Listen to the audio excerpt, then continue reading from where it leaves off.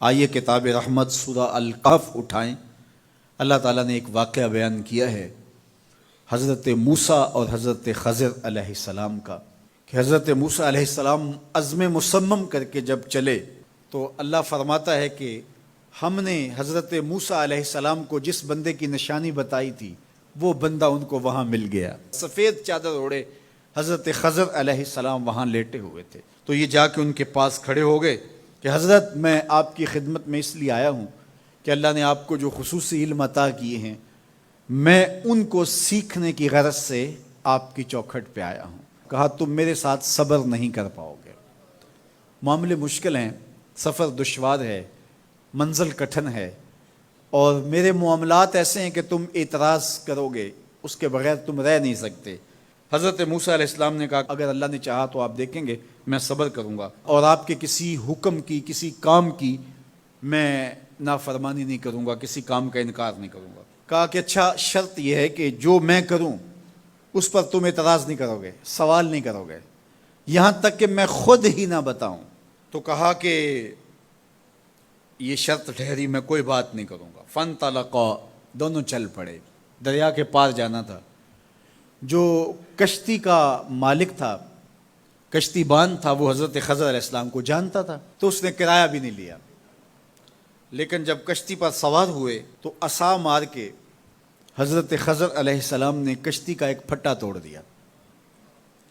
تو بے ساختہ حضرت موسیٰ علیہ السلام نے کہا آپ نے پھٹا توڑ دیا، یہ سارے ڈوب جائیں؟ کہا میں نے کہا تھا نا تم میرے کاموں پہ صبر نہیں کر پاؤ گے۔ تو حضرت موسیٰ کو یاد آیا، کہا میں بھول گیا تھا، اس پر مواخذہ نہ کیجیے۔ پھر دونوں چل پڑے، بچے کھیل رہے تھے، ایک خوبصورت لڑکا وہ بھی بچوں میں کھیل رہا تھا۔ حضرت خضر آگے بڑھے اور اس کی گردن مروڑ دی، اس کو قتل کر دیا۔ صاحب شریعت تھے حضرت موسیٰ علیہ السلام، نہ رہ سکے، پھر بول پڑے ایک جان کو بغیر کسی جان کے بدلے میں قتل کر دیا، اس نے گوایا کیا تھا ہمارا؟ آپ نے بہت ہی جو ہے وہ غلط کام کیا، یہ کام اچھا نہیں کیا آپ نے۔ کہا میں نے کہا نہیں تھا کہ تم میرے ساتھ صبر نہیں کر پاؤ گے۔ کہا ایک موقع اور دے دیجئے، اب اگر میں نے کوئی اعتراض اٹھایا تو پھر دوبارہ مجھے آپ اپنی صحبت میں نہ رکھیے، عذر تمام ہو جائے گا۔ پھر دونوں چل پڑے، یہاں تک کہ ایک بستی میں دونوں آئے تو آپ نے بستی والوں سے کہا کہ ہم مہمان ہیں، آپ ہماری مہمان نوازی کیجیے، کھانا کھلائیے۔ تو انہوں نے انکار کر دیا، کہا کہ ہم تو آپ کو بلایا نہیں ہے، آپ خود آئے ہیں، آپ اپنے کھانے کا خود انتظام کیجیے۔ گزر رہے تھے گلی سے تو ایک دیوار گرنا چاہ رہی تھی، تو جلدی سے اس دیوار کو مرمت کر دیا۔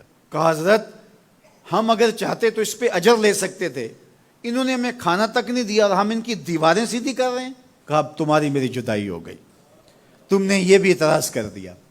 تو انہیں یاد آیا کہ وہ یہ بھی اعتراض ہو گیا، اب میں تمہیں بتاتا ہوں کہ یہ 3 کام میں نے کیوں کیے۔ اللہ اکبر۔ اب سنیے، قرآن ہمیں بتاتا ہے کہ ظاہری علم بھی ہوتا ہے لیکن کوئی باطنی علم بھی ہوتا ہے۔ کہا وہ پہلی بات کشتی والی سنو، یہ 2 مسکین بچوں کی کشتی تھی، ان کے گھر کا چولہا اس کی کمائی سے جلتا تھا۔ دریا کنارے کنارے ایک ظالم بادشاہ رہا تھا جو لوگوں کی کشتیاں چھین رہا تھا، ہم نے تھوڑا سا عیب لگا دیا، وہ ٹوٹی کشتی چھوڑ کے چلا گیا۔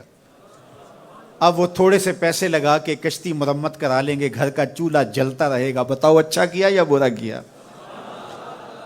کہا رہی بات اس بچے کی جس کو ہم نے قتل کیا، اس کے ماں باپ مومن تھے، نیک تھے، صالح تھے، بچے نے بڑا ہو کے بہت برا ہونا تھا، ہم نے اس کو قتل کر دیا، اللہ اس کے بدلے ان کو بہتر اولاد دے گا۔ علماء تفسیر نے لکھا ہے اس بچے کے بدلے میں اللہ نے ان والدین کو ایک بیٹی عطا کی جس کی نسل سے 70 نبی پیدا ہوئے۔ دیوار کی کہانی بھی سن لیجئے، یہ شہر کے 2 یتیم بچوں کی دیوار تھی اور اس کے نیچے ان کا خزانہ تھا اور ان کا باپ بڑا نیک تھا۔ خزانہ دیوار کے نیچے ہے، دیوار گرنا چاہ رہی ہے، کسی معمولی دھکے سے گر جاتی۔ 2 ہی صورتیں تھیں، یا وہ بچے خود اپنا خزانہ اٹھا لیتے یا لوگ اٹھا کے لے جاتے۔ لوگ اٹھا کے لے جاتے پھر بھی ہاتھ میں کچھ نہ آیا، اور اگر وہ خود اٹھا لیتے تو بچے ہیں، بچپنے کی وجہ سے وہ اس کو اڑا دیتے۔ تو ہم نے اس کے اوپر دیوار کھڑی کر دی، جب تک وہ اس قابل نہیں ہو جاتے کہ یہ خزانہ نکال کے اس کو صحیح مصرف پہ لگا سکیں، اتنی دیر تک دیوار گرے گی نہیں۔ اللہ اکبر۔ وہ کسی وجہ سے دیوار قائم رہے گی، اور جب وہ اس عمر کو پہنچ جائیں گے جس عمر میں وہ اس خزانے کو سنبھال سکیں گے تو پھر دیوار خود بخود گر جائے گی اور یہ خزانہ نکال کر کے اپنے کام پہ لے آئیں گے۔ میں جب پہلی مرتبہ اس کو جو ہے وہ غور کے ساتھ تلاوت کیا تو مجھے یہ لگا کہ اس کا انطباق پاکستان کے حالات پہ بھی ہو سکتا ہے، اس لیے کہ یہ بھی یتیموں کا سرمایہ ہے۔ کتنے یتیم روتے بلکتے رہ گئے اور ان کے سر سے جو ہے وہ سائے اٹھ گئے اس وطن کے لیے، لیکن میرے مالک نے اس ملک کے خزانوں پر گہرے پہاڑ اور بڑی بڑی دیواریں کھڑی کر دی ہیں۔ جب تک یہ قوم بلوغت تک نہیں پہنچے گی اتنی دیر تک وہ خزانے ظاہر نہیں ہوں گے، اور جب یہ قوم اپنی بلوغت تک پہنچے گی، شعوری بلوغت، فکری بلوغت، علمی بلوغت، اور رب سے جو وعدہ کیا تھا پاکستان کا مطلب کیا، لا الہ الا اللہ، جب اس بلوغت تک یہ پہنچ جائے گی، اس وعدے کی تکمیل ہوگی، پھر رب دیوار ہٹا دے گا اور پاکستان کو اللہ اتنے خزانے دے گا اور پاکستان ایسا مالا مال ہوگا دنیا دیکھنے آئے گی انشاءاللہ۔